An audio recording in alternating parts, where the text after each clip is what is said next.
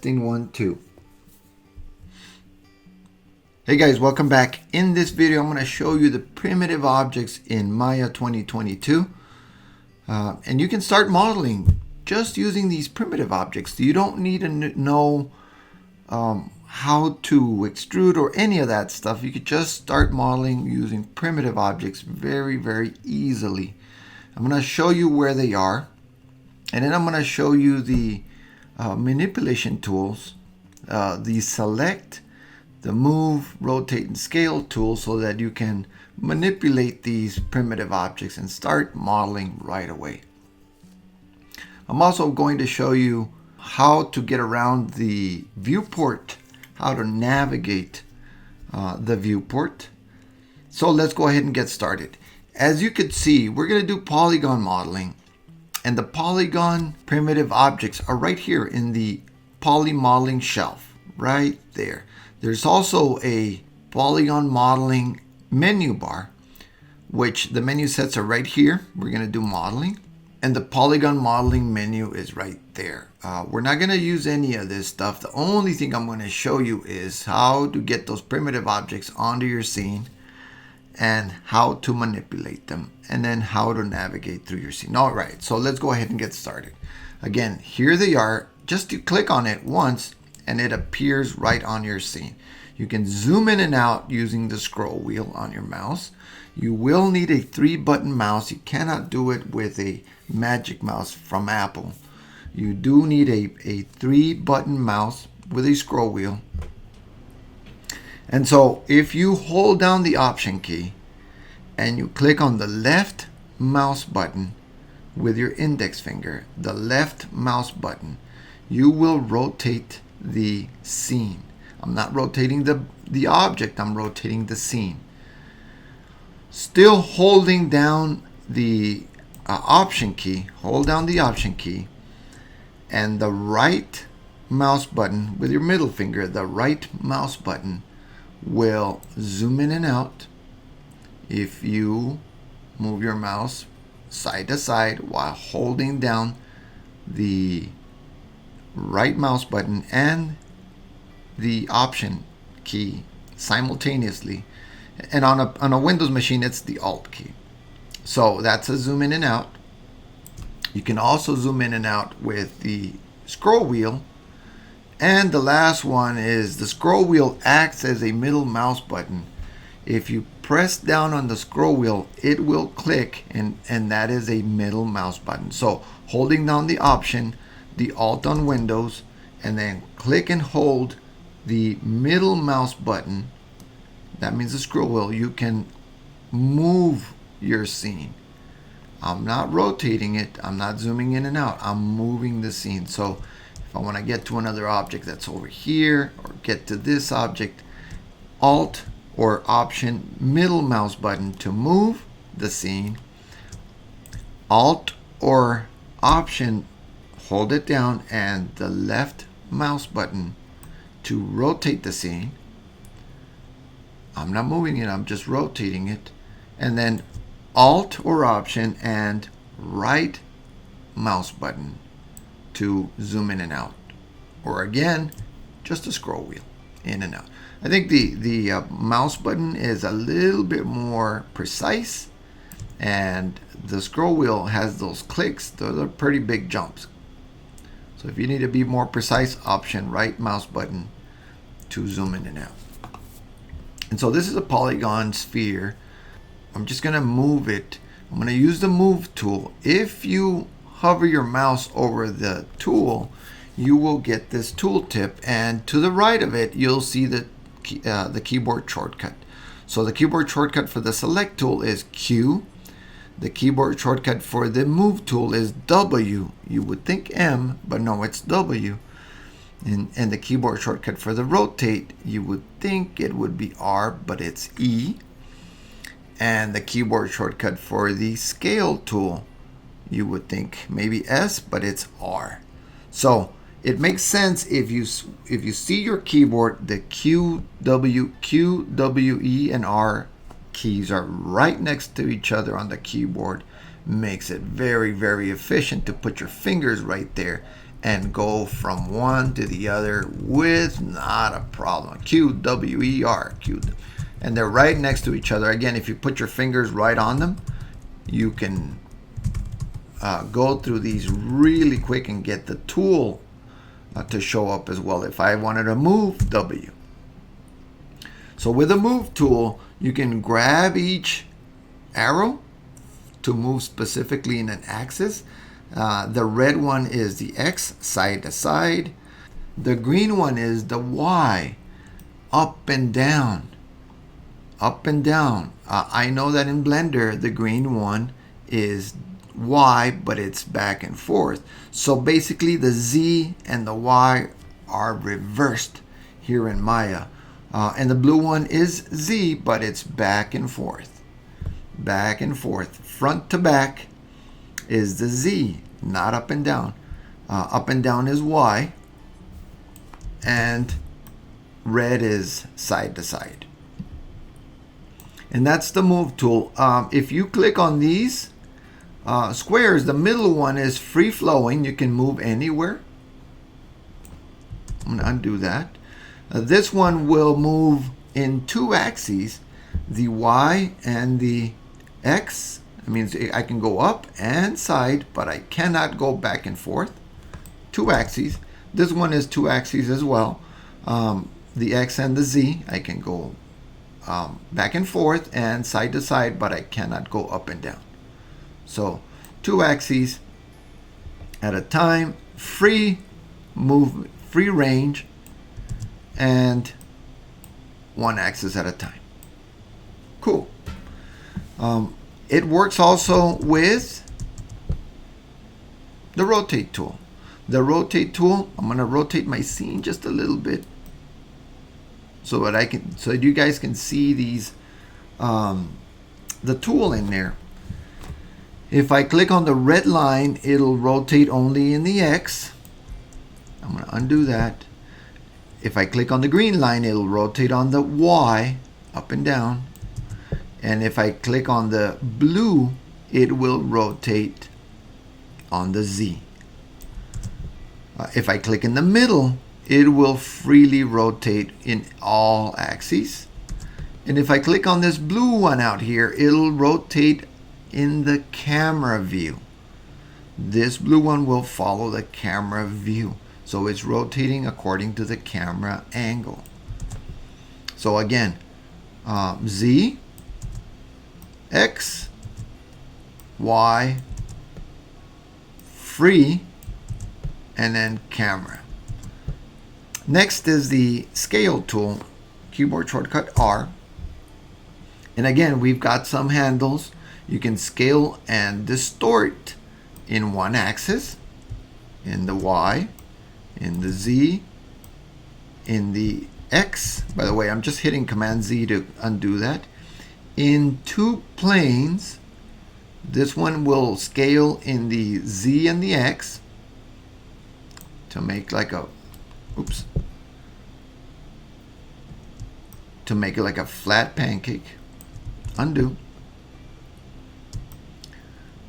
Or the Z and the X. Undo. Or this one will do the Y and the Z.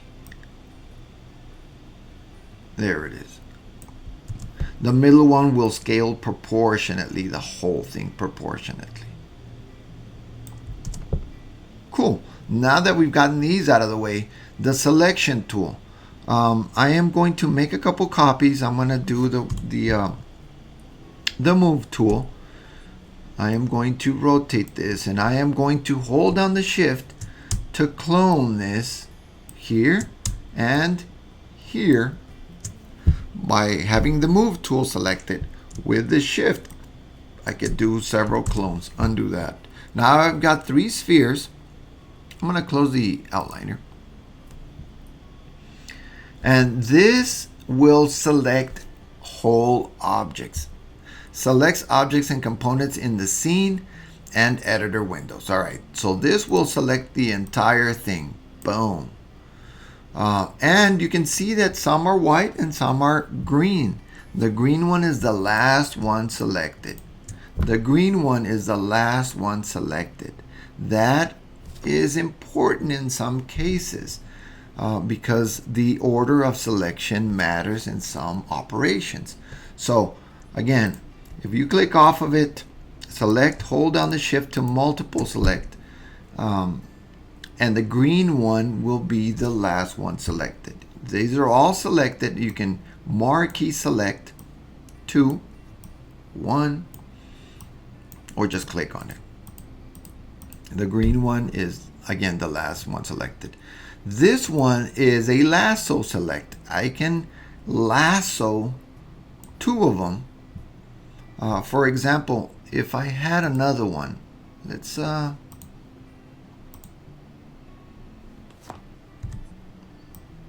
move this one right here.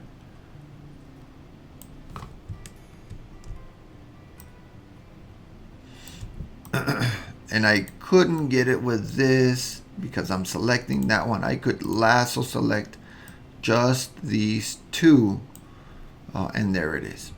So it's a way to maybe lasso, do more specific. Or what if I wanted this one and this one in the middle, but not that 2? So that's a way you can get around that.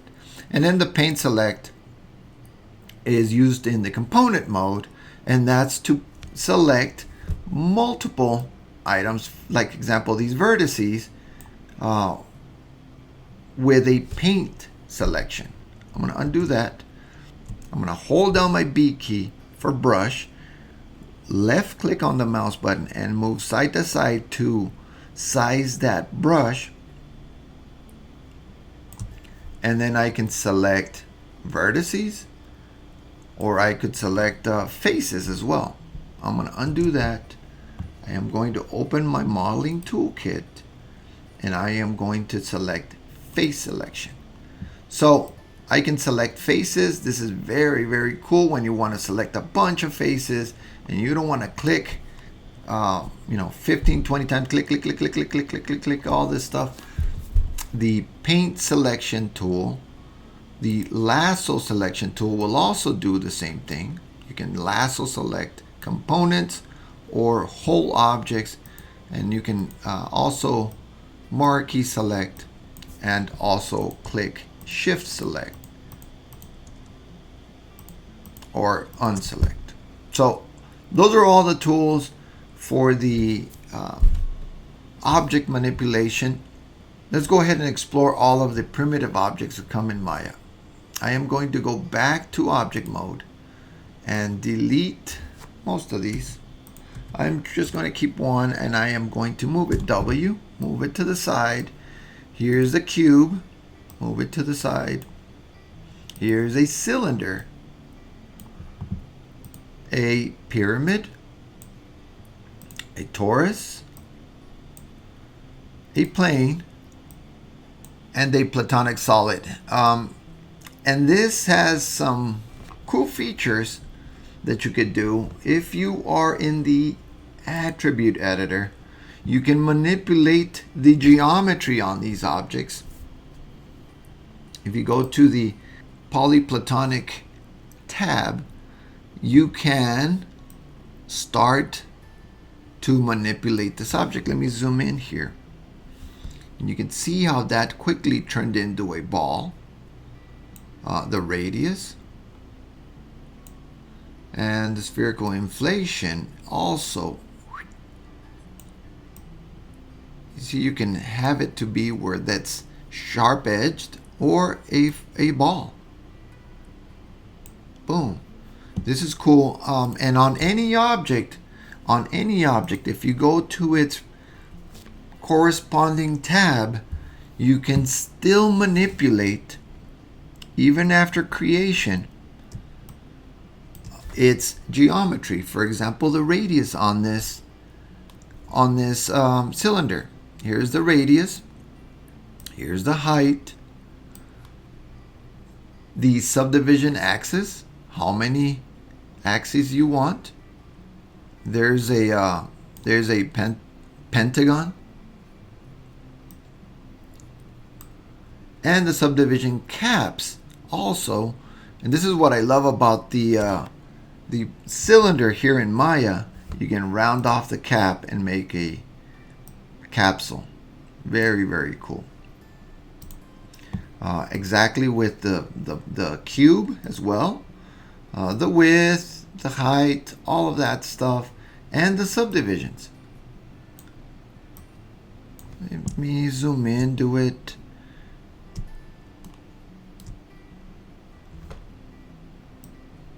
In any direction, subdivisions in any direction. Also the sphere, radius, subdivisions, and subdivisions. You can add more subdivisions at any time. This one as well. This one as well has its attributes here. Radius, section, how thick the donut is, and then the twist, subdivisions, make it smoother, and subdivisions in the height as well. I'm going to make it a little bit smaller just so that it fits there. Right there. All right, cool. Also, all of these have their attributes. The only time you cannot use these, and let me go ahead and create another cube. I'm going to create another cube here, and I'm going to move it forward. And I have all its attributes here. I could do the width, the height, whatever I want. And the subdivisions, 2, 2, and 2. But I'm going to keep them at 1 because once you start messing with the original primitive object, then you can no longer use these because you might not get the exact same results. So I am going to go to face mode, select this face, and extrude it. And then select this face and extrude that. And it's no longer that primitive cube. I'm going to go to object mode. And now if we try to go back to the attribute editor and add more subdivisions, it just messes up.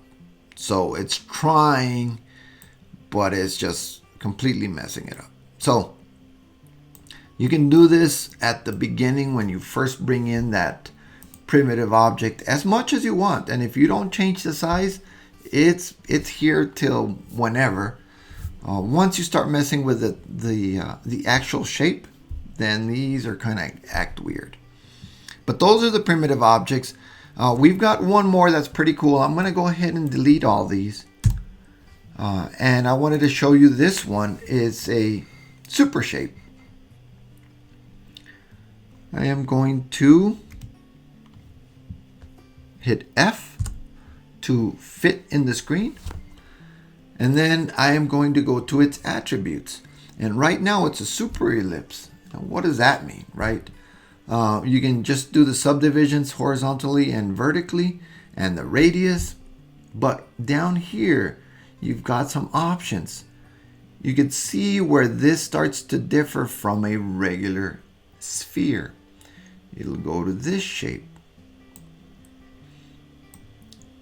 or that shape.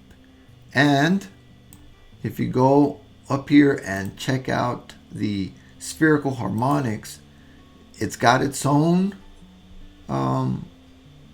set of parameters, attributes, that make it act a little weird. In case you ever need this, you got it right here. This is a different shape than just a regular polygon sphere. So you can play with that. I'm going to delete it. The other one is the text. The text is very, very easy. Super easy to do. Here's the 3D type.